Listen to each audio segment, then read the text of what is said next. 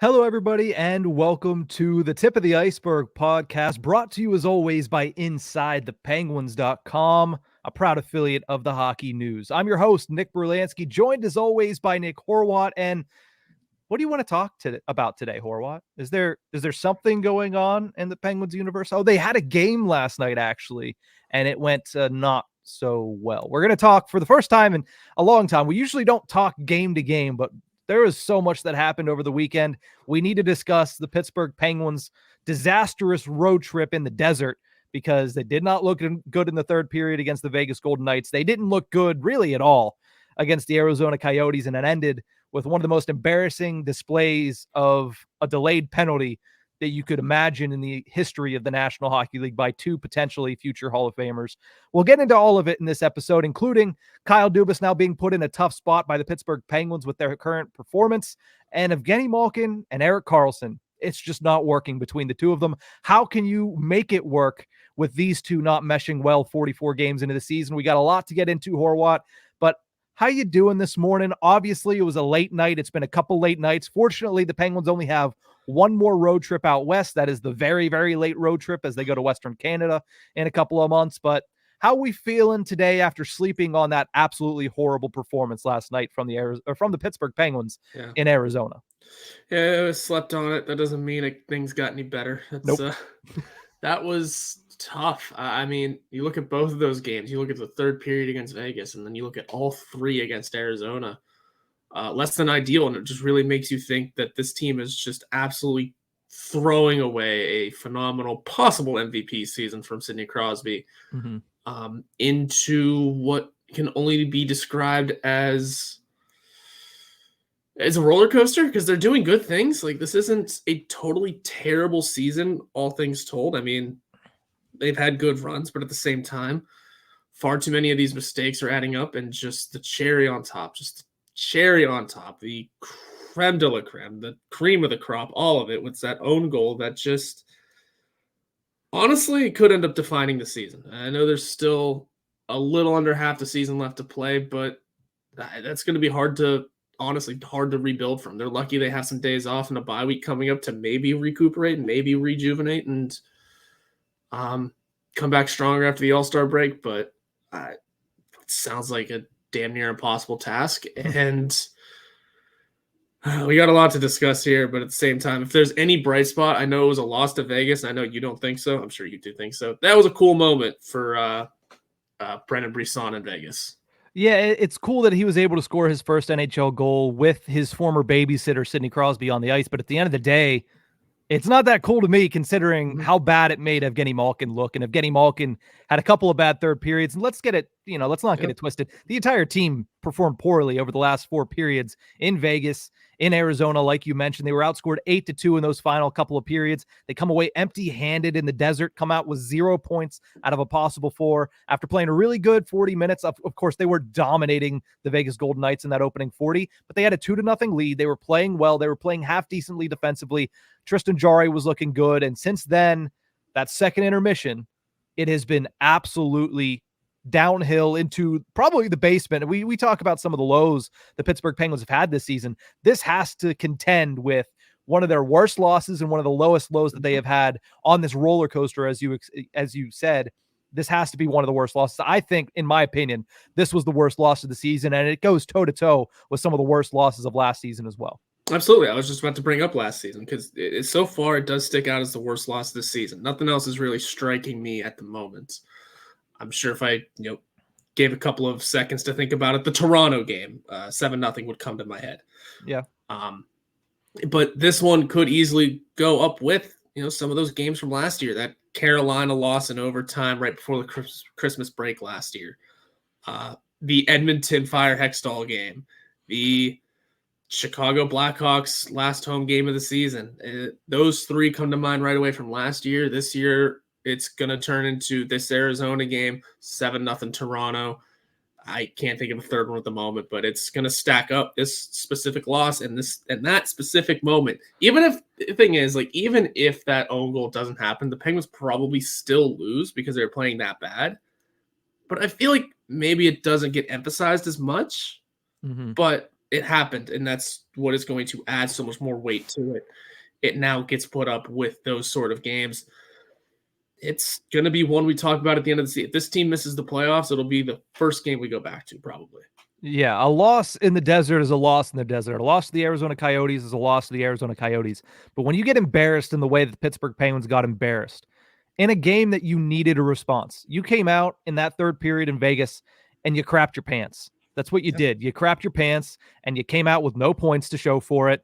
You needed a response, and not only did nobody respond, I mean, maybe Sidney Crosby. It's hard to separate one player, though, when you look at a complete team just blow up that you saw on the ice in Arizona last night. Crosby performed well. His line looked pretty good. But at the end of the day, again, they crapped themselves. And in the most embarrassing way possible, because now everybody in the National Hockey League will have seen that goal. It's going to live on. That is going to be a goal that ends up being one of the first plays that people think of when they think of the 2023-24 season. And that's why this is a low point right now. Rob Rossi tweeted yesterday, there's a difference between effort and execution. They're not the same thing, and it's not even close. Last night, I'm going to say that I saw both a lack of effort and a lack of execution. For the most part, it was just a lack of execution. The Pittsburgh Penguins just didn't have their game last night. They weren't playing well. They were fighting it from the very beginning. The Arizona Coyotes were all over them. They couldn't get any room to breathe in the offensive zone, in the neutral zone. They couldn't clear the puck in the defensive zone. So it was the lack of execution that was hurting them most of the game. Once that own goal went in, that's where you saw the lack of effort. And that hasn't happened very much this season. I know there are some fans that want to come on and want to say, they've shown a lack of effort all the time. They give up time after time after time. They don't give up. They just don't have the execution. And it gets harder and harder when you're down goals late in games. Last night was an effort issue after that own goal. And I think anybody in their right mind would have seen that go in, saw the Penguins go down 4-2. There was plenty of time left on the clock, but you knew they weren't coming back after that own goal went in. There's just no way they were going to be able to bounce back from that, especially considering the way that they had performed that night and considering what had happened 2 nights prior in Vegas. After that own goal happened, it felt like that team just stopped. It felt like that they pulled the plug on it. I'm trying to see how many shots they actually took after that own goal happened. And I'll give them the power play. They did have a power play opportunity after. If they recorded a shot there, you're on the power play. After that ensuing power play, though, I want to know how many shots on goal they actually took, because it didn't seem like many. It didn't feel like many. It didn't feel like they had possession almost at all for the rest of the game. The team gave up, essentially. That took the wind out of their sails, and they threw in the towel. And again, Sidney Crosby had a great game.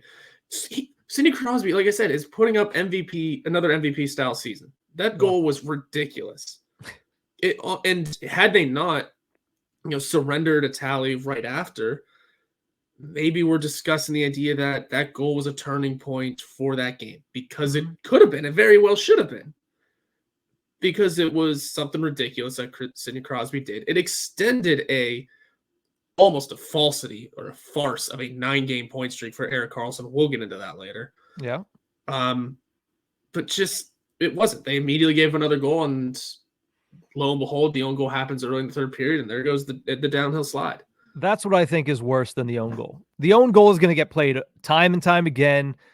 Hockey highlights don't make SportsCenter unless they're really good or really bad. That's going to be on SportsCenter today and Sportsnet and every other sports news highlight show. It's going to be the Pittsburgh Penguins. It's going to be Kris Letang dropping the pass back and Evgeni Malkin whiffing on it and deflecting it into his own net.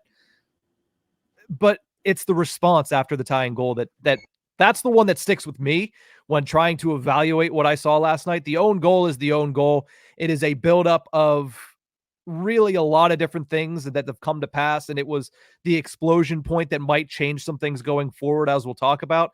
But the response after that tying goal, I mean, Sidney Crosby said, "Oh my God," twice in that game after he made a beautiful goal to tie the game and pull this team that didn't deserve to be tied in this game back even with the Arizona Coyotes. And he said, "Oh my God," after he saw Evgeni Malkin whiff on the puck and it go into his own net. He put his hands up above his head. He had no idea what was going on. Kris Letang said, "Oh my God," when that happened as well. The own goal was bad, but the response after the tying goal is the one that I think is the more troubling issue for the Pittsburgh Penguins moving forward, because it's the one that has happened time and time again this season. The Coyotes, yeah, they had a massive push. You have to give them credit. They came out and they lit a fire under their butts because it was a tie game and they thought that they deserved to be in the lead, which they did because they had outplayed the Pittsburgh Penguins at that point. Crosby scores an amazing goal. And this is where I feel so bad for Sidney Crosby. He doesn't touch the ice again until the Penguins are down a goal. And it's not like he was off for a very long time. Yeah. 2 shifts later, the Penguins had already given up another goal and they were down once again. This guy has been chasing all season long to trying to get the Penguins back to even, and the rest of the team can't even keep him there once he gets them there. Yeah, they can't. They can't. It's so brutal. It's I texted you last night after the own goal. I have no words. That's a tough stance to take when you have a podcast. Yeah. And hard to have no words on an audio platform. Yes. Yeah. So I kind of need to come up with words. It's just so hard to come up with them. It's baffling almost. I did count, if I counted correctly, I think the Penguins had 4 shots after that own goal, by the way. It's embarrassing. It's just totally embarrassing. It's laughing stock of the league type moments. Yep. I mean, and like you said, that not having a good response after that game time goal, because again, it's Sidney Crosby doing ridiculous things. He scores an unreal goal. Sidney Crosby never breaks character. He's like an actor, right? He never breaks character. He's locked in and in the zone at all times, even after he does ridiculous nonsense like that. What did the camera find him doing? Laughing after the goal. That felt good, I bet, for him, just to kind of, hey, look what I can still do this age against this team that they're doing better, but still aren't supposed to be good. We're playing in a college arena. He does that, and you're thinking, every Penguins fan's thinking, look at that laugh. He's about to go back out on the next shift and find 2 more somehow. No, he's not, because by the time he gets out for the next shift, they're down again. Happened in all 2, I would say all 3, but Penguins only scored twice. After both of their goals, they gave up the next one immediately. Yeah. So yeah, I got nothing here. It's not about following it up with the goal. It's about just carrying the momentum, holding the momentum. And that's what you ask the bottom 6 to do. That's what you ask the second line to do. Listen, the bottom 6 is not alone in this. The second line has not been good enough. And I've talked at least ad nauseum about Evgeni Malkin. We'll talk about him a little bit later. But you look at what the remainder of the team is doing whenever Sidney Crosby's off the ice, and you just think, how is this team ever going to get into the playoffs? Like that's where I'm at this point. It's like, yes, they've played well over the past month. They've won 10 games in the past couple of weeks. They're I think, let me look at the record. I have it down here. They're 10-5-3, I believe. Mm-hmm. That's what I got written down. That's a good record. That's a record that if you would have been able to continue that throughout the remainder of the season, you might make the postseason. But watching this team night in and night out, even if they make the postseason, it's like the Heath Ledger Joker quote. I'm like a dog chasing a car. I wouldn't know what to do if I caught one. The Penguins are not going to know what to do once they get to the postseason, because they give up leads in the third period. They give up goals directly after they score, no matter how big of a momentum shift it should be when they score. And as Bob Grove tweeted last night, and this is the one that I think is the biggest issue that I saw out of those 3, the Penguins are now 0-10-4 in their last 14 games when trailing after 2 periods. So they can't keep a third period lead. And if they go into the third period trailing, they can't come back. The last time the Pittsburgh Penguins came back when down by at least a goal going into the third period was the 3rd game of the season. Horwat, we just concluded the 44th game of the season. Mm-hmm. Penguins don't have a comeback victory since Calgary in the opening week in October. That's an indictment on this team, because that, I talked about the effort versus execution. I'm not saying that's a lack of effort, but that's a lack of execution in the biggest moments. And that is not a team. It's not a trait of a team that's going to be able to make the postseason, and more importantly, make any noise in the postseason, which that's the goal. This is not a team that can say, well, we're building towards something. You need to be built right now. And the Penguins aren't built for a postseason run at the moment. Nope, not at all. As a matter of fact, it's going to take, they're 5 points. Excuse me. They're 5 points out of a playoff spot. Yep. They have 4 remaining before the bye week. So we're not going to discuss the idea of the Penguins. 4 points. Sorry. 4 available points remaining before the bye week. We're not going to be discussing the idea of the Penguins sniffing even the wild card spot for another at least 2 weeks, guys. Well, we thought we going through most of this month, it was looking like, hey, they get this win right now, they're going to be in. Even if it's just for the night, they're in. They're getting that sort of mojo going, and they immediately lose that game. Sorry, let's try that one again. We get another opportunity. They win this game tonight. Even if they get an overtime loss tonight, they're point out, they get in, they slide in. Again, even if it's just for the night, they hold on to it. They hold on that mojo. 2 wins out west against a team you already beat once. I get they're the defending Stanley Cup champions, but they were down Jack Eichel, and you shut them out earlier in the season. You lose in the third period like that. All right, it's Arizona. Maybe, again, you're not going to reach the playoffs, but a win could carry some momentum. Nope, lost badly, terribly. And now we're 5 points out. 2 games remaining. Mm-hmm. This is going to be a tough run, and it's only going to get tougher because it's the Tampa Bay Lightning and Detroit Red Wings holding down those 2 wildcard spots right now. Not to mention 3 other teams between the Penguins and those 2 wildcard teams. We'll talk about it in the second segment. Hope is not lost for the Penguins considering where they're at, but the way that they're playing and the way that this team is constructed, that's not encouraging. Let's put it that way. Yeah, it's not. I laugh every time I look at the standings and I see the Penguins are the only team with a plus goal differential, not in the postseason, not in a or out of the postseason. I can't speak correctly today. Yeah. They're a plus 12, which is not bad. That's pretty solid.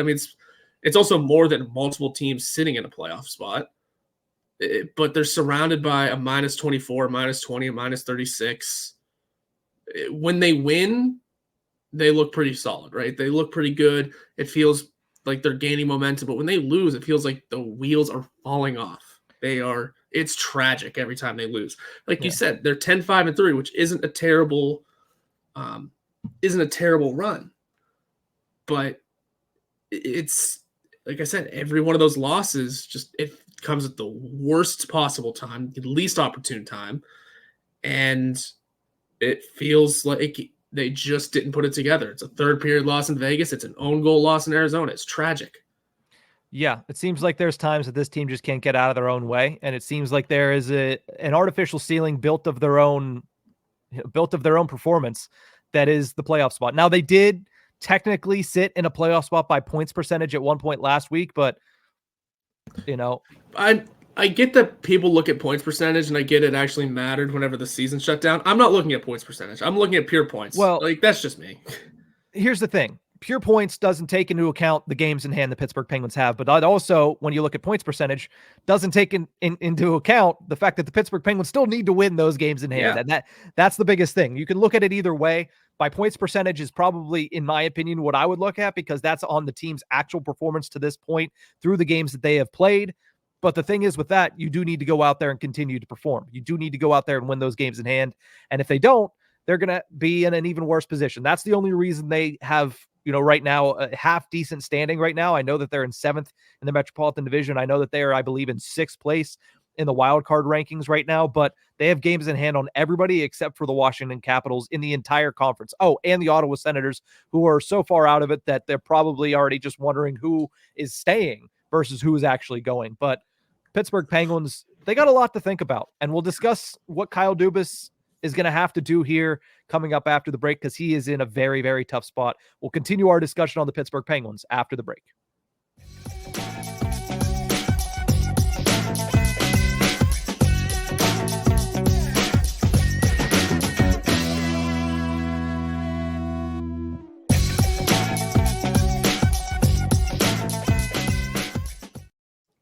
Welcome back to the Tip of the Ice-Burgh podcast, brought to you as always by InsideThePenguins.com. And I know nobody wants to hear this right now, but I think it's a pretty good time for a reminder that a sports team should probably not dictate your mood. But after last night, it is hard, especially when we're here sitting here talking about it for an hour. But just if you're out there, listen to some music, go to the gym, do what you need to do. Try to just clear your mind of the Pittsburgh Penguins stuff. I did that this morning. Felt really good, and then I came back and I was like, I got to talk about this team for about an hour and a half this morning on recording. So it brings you back down, but after this, I'm going to edit the podcast, write my article, and then I'm just going to leave it. I'm going to leave it for the day. They don't practice today. It's a mental health thing. I need to ignore the remainder of Pittsburgh Penguins for the remainder of the day. Guess what? You don't really have much of a choice. I don't. I get paid to talk about them and write about them and know about them. So unfortunately, I will not be able to separate that much. And with Steelers season over, the Pirates just, they signed a guy yesterday. Actually, it's a really interesting signing for the Pirates, but we're not here to talk about those. Here to discuss the Penguins, who have continuously let us down, and just like I said, I got no words. I'm here. I'm not letting them decide my mood. I'm gonna have a good day today. Yeah, it's gonna be a good day. The But sun is shining, at least in the DMV. I don't know about Pittsburgh, but the sun is shining here. It's cold. Partly cloudy. It's cold, partly cloudy. Partly cloudy. It's 36. It's a little warmer than normal. There you go. All right, let's get back to the Pittsburgh Penguins, because I'm sure people are like, all right, you know what? I know you're trying to make me feel better, but it's not working. Talk about the Penguins and crap on the Penguins, which is what we'll probably be doing for the remainder of this episode. Kyle Dubas, Pittsburgh Penguins president of hockey ops and general manager, first year. He's in a pretty tough spot right now. Last night, I've mentioned this before, mentioned it to you last night in text messages, mentioned it on the Ice-Burgh recap. Last night was the type of performance that expedites change, whether that be a trade, whether that be a coaching change, assistant or otherwise, something. But I'm not sure we're going to see that. There's 2 games left until the break. That break that Kyle Dubas mentioned a month and a half ago that he said, I'm going to give them until then. At this point, there's 3 days off. They have back-to-back games on Friday and Saturday, and then they hit that break. Do you think we see something happen this week before the Pittsburgh Penguins take on the Florida Panthers? I just don't think. No. I don't think, because trades don't, I mean, they could, but they don't really happen just overnight. If anything, I bet maybe we see some minor league call-ups, get a couple of game sample size from maybe a new face. That is still to be seen. We'll see where things go tomorrow, mostly. I just don't see a big trade happening during these 3 days off, mostly because it would feel like a gut reaction, would it not? Yeah, it would be too reactive. Yeah, which is not something you ideally want. Now, because the Penguins could go in and put up 2 wins in 2 nights against Florida and Montreal. Florida, a very good team right now. Montreal, middling around with the Penguins at the moment. In back-to-back nights before going to the bye week, suddenly you're looking at a 12-5-3 team, since Kyle Dubas said he needs until the All-Star break to kind of evaluate where things are and then make the decision where things are going. 12-5-3 sounds a lot better than 10-7-3. Yeah. So you win both of those games, and suddenly, there's still a decision that needs to be made, but maybe Kyle Dubas leans more in the buyer's category. If they lose those games, it's time to sell. Or if they lose those 2 games and you think you still have a shot, you think something's still sitting there, that's whenever you get, all right, time to go all in now. But that's one of those tougher decisions to make. It seems like it's either buy or sell, not buy, sell, or a third option of let's see what happens. The let's see what happens is over. It's crunch time. So I'd say these 2 games will decide things. It's that tough spot. It's that tough spot. Jake Gansel's going to get brought up a lot in the next 2 weeks. The future of the core is going to get brought up a lot in the next 2 weeks. Who else? Ryan Graves, Erik Karlsson, possibly, but he's not going anywhere. But his name will come up a lot.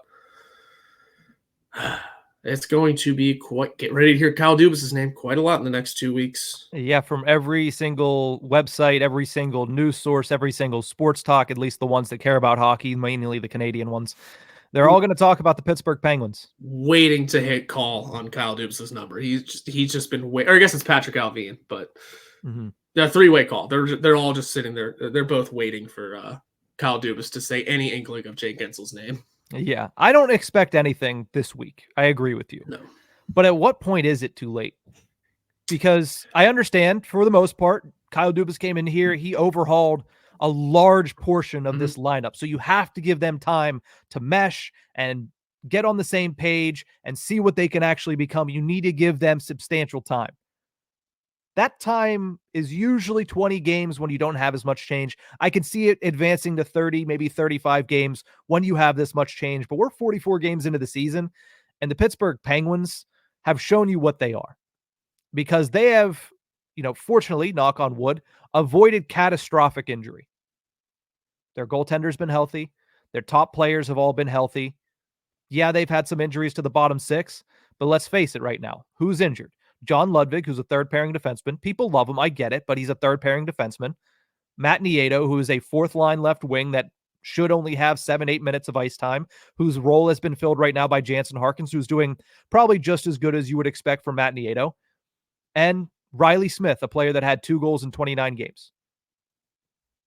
So you're not missing anybody. You know what this team is. And it gets to the point where, is it paralysis by analysis? You're waiting for them to show you something different when they might have just already shown you what they are. You're just hoping that it's different. It's just not what you wanted it to be. And at what point have you waited just a little bit too long? I think we are, if not already past that point, very quickly approaching that point of you waited too long to make a move. I understand not everybody is Jim Rutherford, that the second you have a bad loss, he says, you know what? Who is the most beloved guy in that locker room? We're going to trade him for Tanner Pearson, who I know you loved him, but Horwat, but that was a horrible trade. It was a trade to get the attention of the guys in the locker room. Yeah. I don't know if there's a trade that exists right now that'll get the attention of the guys in the locker room. Not the way that it was intended back then, not the way that it would be intended right now. I'm not exactly sure what you can do with this team because there's a lot of trade clauses. A lot of people I saw say, Brian Rust, maybe you trade him. He has a lot of value. He had a pretty good start to the season. He has a full no-move clause. He's not going anywhere. He can't go anywhere. You're not. He can waive it. Yeah, he can, but he's not going to. Give me a break with that. Why would he put it in his contract if he was just going to waive it anyway? So, you know, I think this is the point where you look at Kyle Dubas and you say, you need to make the decision. If I don't expect the moves to be made, because like you said, that would be very reactionary if we see him pull the plug. The only reactionary move after something like this would be a coaching change. And this is where I think it's very interesting because this is not a typical head coach relationship with an organization. Mike Sullivan has been here since 2016. He brought back-to-back cups, and then he won another playoff series in 2018. He hasn't won a playoff series since. He was given an extension with multiple years remaining on his contract. He was given a 3-year extension that hasn't even begun yet. We all know how big of a relationship and how close of a relationship he has with Fenway Sports Group. That's the type of game last night when I say that expedites change. That's the type of game that a middling team like the Penguins that have underperformed to this point of the season would typically see their head coach get fired. Is it going to happen? I highly doubt it. Would it happen in most circumstances? Yes. Probably. The issue with the coaching change is, who do the Penguins have at the ready? Todd Reirden? We don't like the way he's been going this year. Listen, and this is not a team that you bring in Bruce Boudreau and he automatically takes the reins off and they're amazing, because this is a team that, yes, the Pittsburgh Penguins don't play without, structure. They want defensive structure, but that defensive structure hasn't been good. If you bring in a guy like Bruce Boudreau and say, all right, let's loosen the reins on these guys, you're not going to have any defense. Nope. The reins on the defense, even though they're trying to play in a structure, have not been there. So if you bring in somebody from outside, but I don't know who that would be. But again, this is just the time that you see something like that happen. And that's the moment that everybody says, yeah, that's probably it. Yeah, that's probably it, because it doesn't have to be Todd Reirden. It shouldn't be Todd Reirden, considering how much he's failed with the power play. Exactly. It has to be JD Forrest, which has been the Penguins' course of action the last couple times they've had a firing in the middle of the season. But look at what the New York Islanders did. They just fished Patrick Waugh out of nowhere, Canada, and put him behind the net. There are coaches. Out of where was Patrick Waugh? In the Q, right? Somewhere. I don't know. He was coaching a pretty prominent team in the Q, I'm almost positive. And maybe in the Quebec Ramparts. Don't quote me on that. But who do the Penguins have as options? They don't. It doesn't seem like they have connections, at least, that would make that they'd be able to pull guys from. I don't know who Kyle Dubas is connected to from former dealings, unless the Sioux Greyhounds coach is ready to go. I just don't know who Dubas knows. And that's why, and I said Todd Reirden because he has head coaching experience and he's an associate coach. He'd fill in as interim at the time. So, but again, like having the coaching change discussion, it still feels pointless the way Mike Sullivan's just in the pocket of Fenway. Yeah, he's there. He's not going anywhere anytime soon. Have been banging that drum since that contract was signed, because you have to remember that deal was signed essentially over the head of Hextall. Yeah. You think he had anything to do with that? I heard through the grapevine Brian Burke wanted Sullivan gone pretty quickly. But that's neither here nor there. And nor will I go into too much more detail on it. Yep. But it was a Fenway thing. We all know it was a Fenway thing. And, now he's going to be here. Again, there's a lot of people, me included, that still think Mike Sullivan's the right guy for this job. He is. I think there's still positive things that can come from Mike Sullivan because, a lot of times you look at, it's not Mike Sullivan, it's not the coaches on the ice making these poor decisions. It's not Mike Sullivan's fault that they scored an own goal. You feel bad for, a high hockey IQ play like that Brian Rust made to kick that off. Yeah. It does mostly fall on Letang and Malkin, but there was a lot more that went into it. The coaching change thing is so it's a big discussion to have that the Penguins aren't going to have anytime soon with themselves. And when you mentioned a little bit ago at this point, a trade to wake up the locker room, ironically, that move is Jake Ensel. Because that would wake a lot of people up. But at the same time, not only does that wake people up, that sets the alarm bells for the rebuild. Yeah, that's waving a white flag. Construction crew in here. It's Yeah, that is 100% waving the white flag on this season because Jake Ensel is one of your top 3 performers on this team. So if when you're outside of a playoff spot, you trade him, you're trying to wake up the locker room, trying to get better performances out of guys. But you're saying at that point, we'll try to make the playoffs, and that's about it.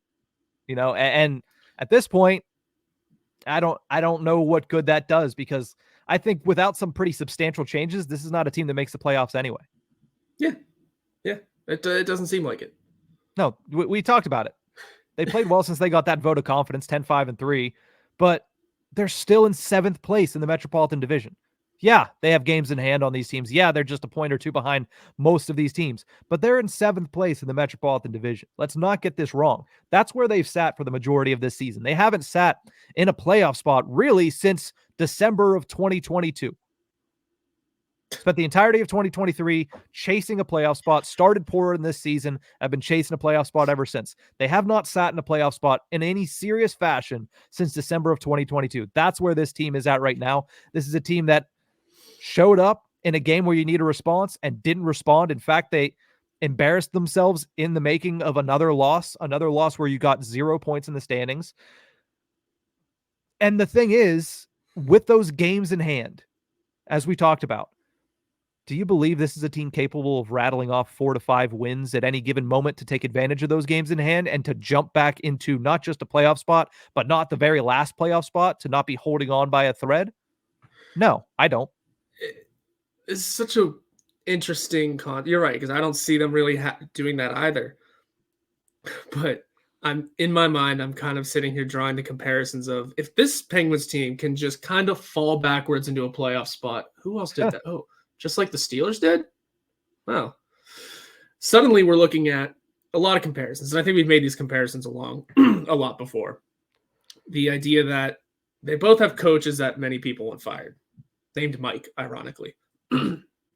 But they've had previous success in their early tenures with the team. Things haven't gone great in the what have you done for me recently era. The Steelers found their way to back their way into a playoff spot after some poor performances. I mean, don't get me wrong, that throwing Mason Rudolph in there and collecting some wins, they did enough to make their way in. Mm-hmm. If the Penguins can just find a way to make their way in, if anything, it might get in, and we might have the discussion of, is it worth being in the postseason? Like we had last year. Is it worth getting in if you're just going to tank out in the first round? Mm-hmm. I then said yes, because postseason sports, period, is a net positive for the team. It is a net positive for city and economy, stuff like that. But also, it gets the city excited. It gets the fans that little glimmer of hope of just anything can happen. The Penguins can back their way in, even if it is out in a couple of games. Prove that they turned the season around, right? They found some luck. They found some sort of run at the right time. Because did the Steelers not feel down and out after losing to Indy? Yeah, I was thinking like Arizona losing. Indy was the last of that 3-game stretch, but I mean the Steelers. Yeah, the Steelers, sure, they made the playoffs, and there was some hope for that week. There were a lot of people that had hope that they were going to be able to go out and beat Buffalo. And they made that game interesting. Let's be honest for a second. They did, and here's the thing. When you look at last season, what team made it to the Stanley Cup final out of the Eastern Conference? The second wild card team. Yeah. So, it's always worth it to make the postseason. It's always better to be in the dance than out of the dance, especially when you're a team that's not going to bottom out like the Pittsburgh Penguins are. They're too far into the season to go down and tank for Malkin Celebrini. So those who are saying that are simply either not paying attention or not smart enough to understand how sports work. We're 44 games into the season. They're not going to finish low enough to get Malkin Celebrini unless by some chance the odds, or some people say the league, wants the Pittsburgh Penguins to get them and they get into the draft lottery. But you look at what the Pittsburgh Penguins are right now. They're a team that are outside of a playoff spot. We're talking about Kyle Dubas. What positions is he in? Is he going to start making the moves? Is he going to determine if this team is a buyer or a seller at the deadline? The trade deadline is 45 days away from today. The Penguins have 3 games in the next 17 days. For most of the way, this is the team that you're going to see until you're about 2 weeks out of the trade deadline. So they're not going to change their fortunes in 3 games all that much. Mm-hmm. They're not going to change the perspective all that much in 3 games. So this is the feeling. This is the analysis that you can really take into the time where you need to determine. And the time, like we mentioned, might have already passed. Are you buying or are you selling? Are you crapping or are you getting off the pot? What is the determination here from Kyle Dubas? He needs to make it. I don't think the Penguins would be willing to part with the assets that it's going to take to bring in somebody substantial, nor should they right now. And like you mentioned, the Jake Gensel noise is only going to get louder. Riley Smith noise has already started up, even though he's injured.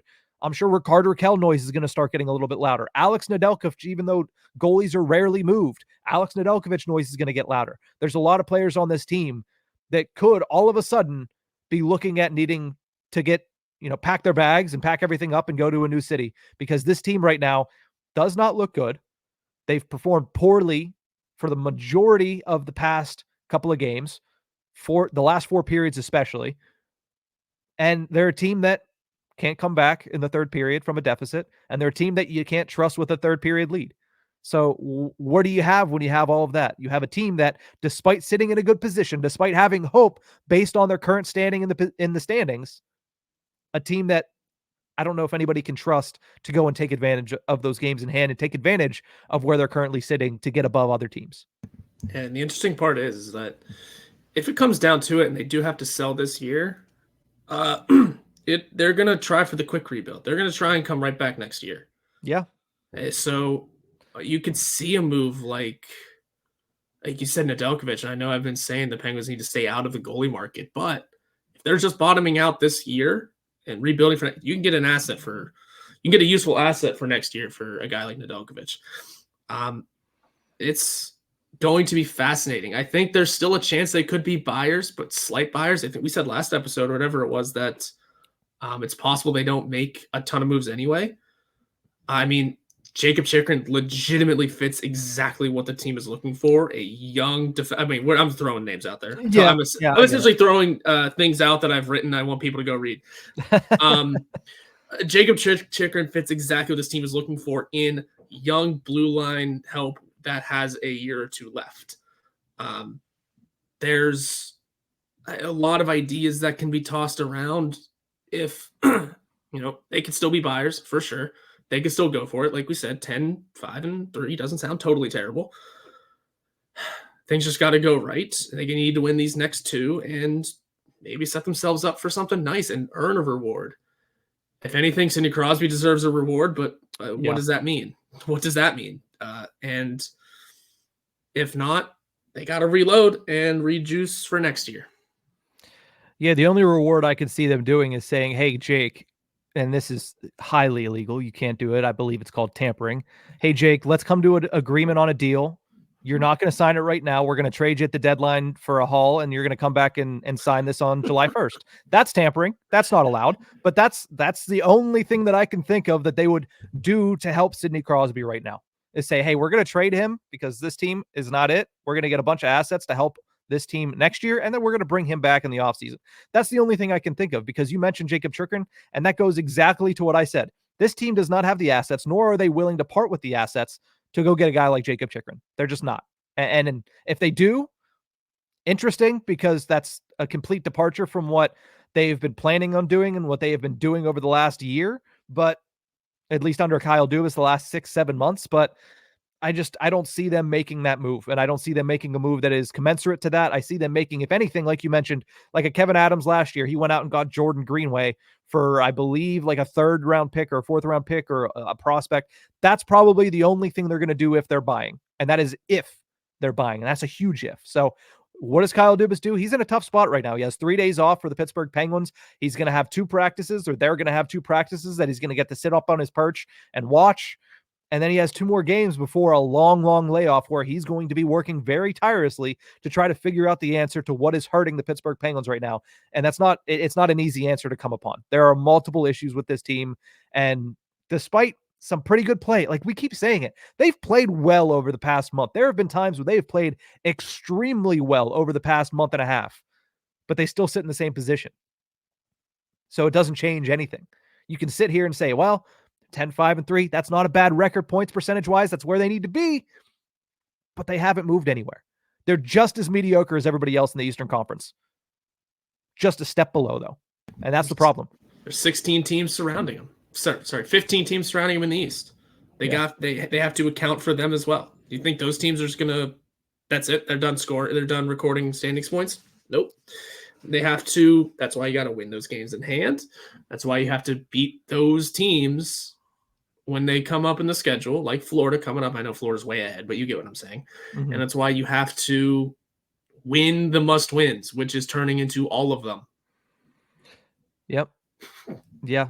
So we've taken a long time on this particular segment because it's a very interesting conundrum that the Penguins president of hockey operations and general manager finds himself in. He's having all these discussions and more with his scouting staff, with his assistant general managers. I'm sure Jason Spezza and Amanda Kessel and Trevor Daley are all working tirelessly to try to find the fix to this problem. I mean, there's multiple, like we mentioned, but at the end of the day, something's going to have to happen. You have to get off your hands at some point, and that point is either already passed or it is this week. You have to do something, or you have to at least start putting the wheels in motion to make some change for this team, because as is, this team is not a playoff team, and it certainly is not a Stanley Cup contender. But we're going to take a quick break. When we come back on this episode of the Tip of the Iceberg, Karlsson, Malkin, they're not meshing. We'll talk about how bad it's been and really just the performance from each of those two players that are pivotal to the Pittsburgh Penguins' chances for success.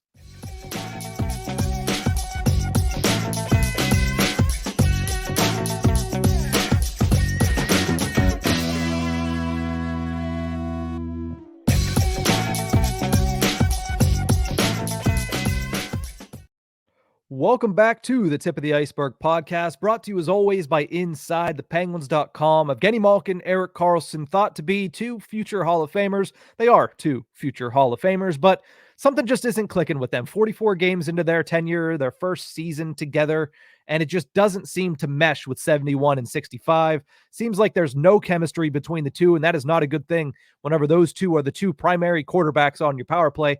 Maybe that's why the power play hasn't scored in, 18, 19 opportunities for the Pittsburgh Penguins. They scored technically yesterday on the Crosby goal. That was just after the Penguins power play had expired. So, again, still goalless in a long stretch. They went 0 for 37 earlier in the season. It's just not working, and it's running through those two, which means they're not working. And even when you look at 5-on-5 together, they're a -2. Outscored 12-10 and have 56% of the expected goals on the ice. Malkin without Karlsson is a -3. Karlsson without Malkin is a +11. That sounds a lot worse for Evgeni Malkin than it does for Erik Karlsson. But I think at the end of the day, the biggest takeaway is these two just don't mesh well, and it's hurting the power play. It's hurting at 5-on-5, and it kind of doesn't make any sense. You would think 2 players of this caliber would be able to, at this point, at least form some chemistry. You'd think, and this is part of this also goes into what a lot of people say whenever a team brings on multiple stars. Excuse me. How are they able to interact with each other? Is it overloading the cupboard? Is it, you know what I mean? It's that sort of thing. It is the thought that a lot of people had when Erik Karlsson came here in the first place. Is it too many superstars in one room? It's what a lot of people think is, holding the Maple Leafs back. Is it too much firepower? because you can't do that. It's what happens every year at the trade deadline. Those teams that overload go nowhere.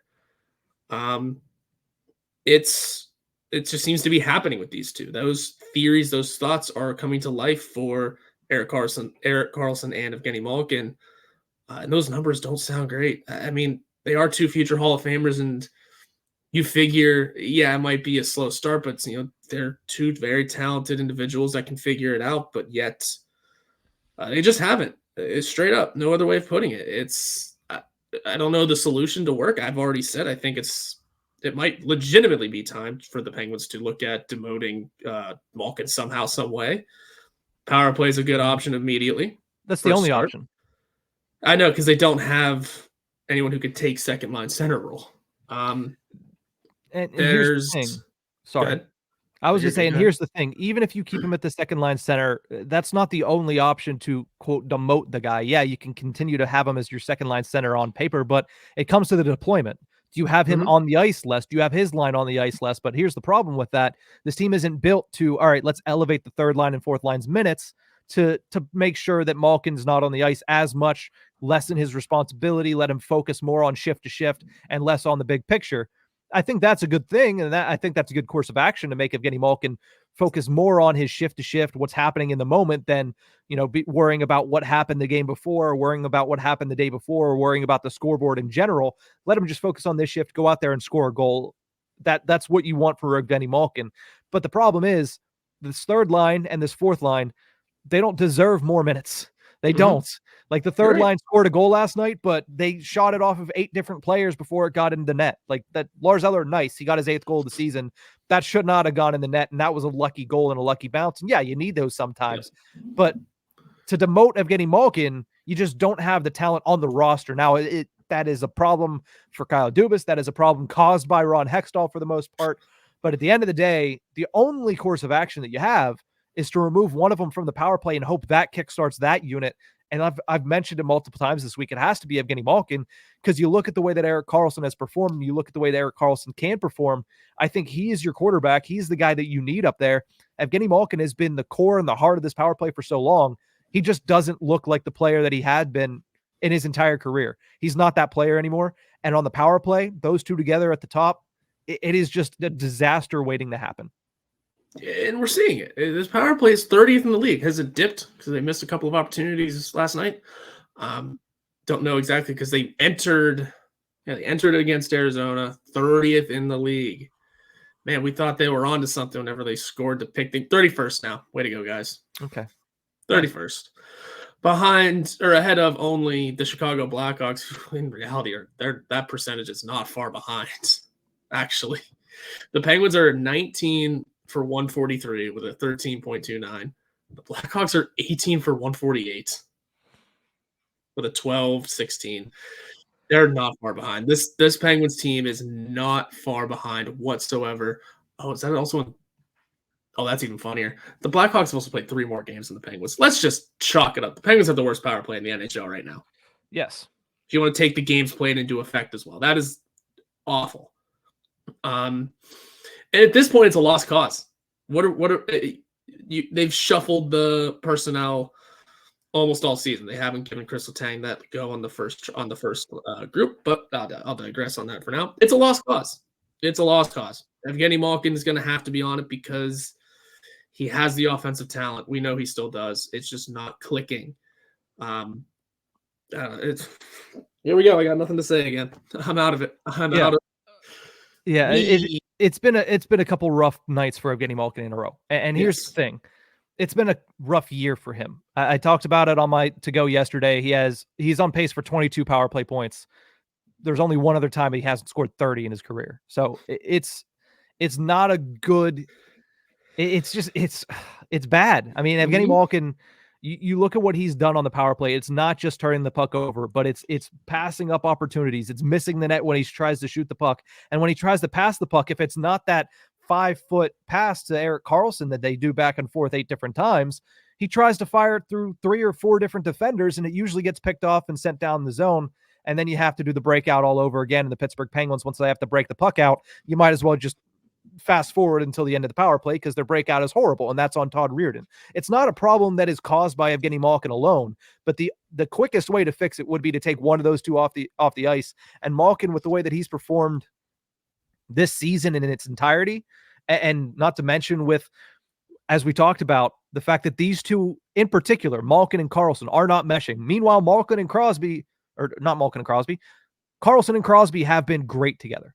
They have been phenomenal. It's been Harlem Globetrotter-esque, and that's nothing to do with Crosby versus Malkin or Karlsson versus Malkin. It's just chemistry. It's working with Crosby. It's not working with Malkin. So you have to take one of these guys off the unit, and it has to be Evgeni Malkin at this point. Now, with Erik Karlsson, he has been just himself. Everybody that is surprised that he's this bad in the defensive zone, you just haven't been paying close enough attention. He is bad in the defensive zone. He's on a 9-game point streak. You called it a farce. It's not. It's a 9-game point streak, and he has created those points. The most of them are primary assists. 1 goal, 9 assists. It is not a farce of a 9-game point streak, but it doesn't show you his overall performance. His overall performance is he's a sieve in the defensive zone. He's great in the offensive zone, and that's what he's been times 10. Really, it's himself in overdrive over the last couple of games. Yeah, it's he's producing, and that's good. That's what he came here to do. A 9-game point streak is quite awesome to see. If I'm not mistaken, I think that's the longest he's had this season because he had a 7 or an 8-game one not too long ago. Yeah. So that's great. That is phenomenal. It's just a matter of over that span. While he is it's 10 points, I believe, in those 9 games. Yes, he's a minus player. That's where it becomes plus minus is a less than ideal stat to look at, but it doesn't help that in that stretch, let me find it here, it's being a minus at all when you're an offensive defenseman and hitting a run like this. I think it's like a -5. It's not loading for me now, go figure. But he's a -5, yeah. -5 in that time. That means you're still getting 10 points. 10 points in that span. You're still getting scored against more times than you should be. And none of those points are power play points, I believe, because they haven't scored a power play goal in how long now? Yeah. So it's not like that is playing a hand into the plus-minus factor of it.